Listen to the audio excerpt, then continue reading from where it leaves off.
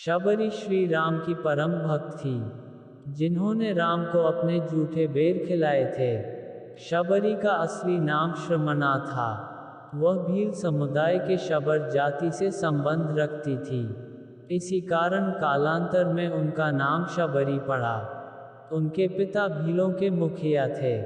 श्रमणा का विवाह एक भील कुमार से तय हुआ था।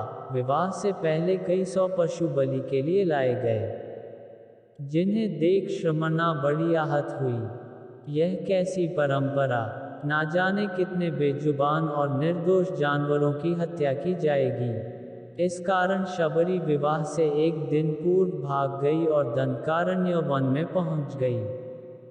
दंडकारण्य में मतंग ऋषि तपस्या किया करते थे। श्रमणा उनकी सेवा तो करना चाहती थी, पर वह भील जाति की होने के कारण उसे अवसर न मिलने का अंदेशा था।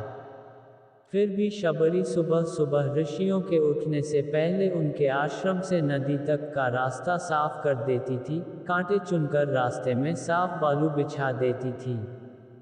यह सब वे ऐसे करती थी कि किसी को इसका पता नहीं चलता था। एक दिन ऋषि श्रेष्ठ को शबरी दिख गई और उनके सेवा से अति प्रसन्न हो गए और उन्होंने शबरी को अपने आश्रम में शरण दे दी। जब मतंग का अंत समय आया तो उन्होंने शबरी से कहा कि वे अपने आश्रम में ही भगवान राम की प्रतीक्षा करें, वे उनसे मिलने जरूर आएंगे।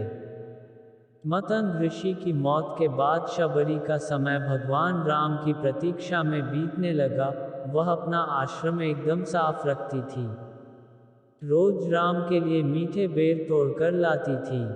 बेर में कीड़े न हो और वह खट्टा न हो, इसके लिए वह एक एक बेर चख कर तोड़ती थी। ऐसा करते करते कई साल बीत गए। एक दिन शबरी को पता चला कि 2 सुंदर युवक उन्हें ढूंढ रहे हैं। वह समझ गई कि उनके प्रभु राम आ गए हैं। उस समय तक वह वृद्ध हो चली थी, लेकिन राम के आने की खबर सुनते ही उसमें चुस्ती आ गई और वह भागती हुई अपने राम के पास पहुंची और उन्हें घर लेकर आई और उनके पांव धोकर बैठाया। अपने तोड़े हुए मीठे बेर राम को दिए। राम ने बड़े प्रेम से वे बेर खाए और लक्ष्मण को भी खाने को कहा। लक्ष्मण को जूठे बेर खाने में संकोच हो रहा था। राम का मन रखने के लिए उन्होंने बेर उठा तो लिए, लेकिन खाए नहीं। इसका परिणाम यह हुआ कि राम रावण युद्ध में जब शक्ति बाण का प्रयोग किया गया तो वे मूर्छित हो गए थे। तब इन्हीं बेर की बनी हुई संजीवनी बूटी उनके काम आई थी। दोस्तों, यह थी माता शबरी की पुण्य कथा।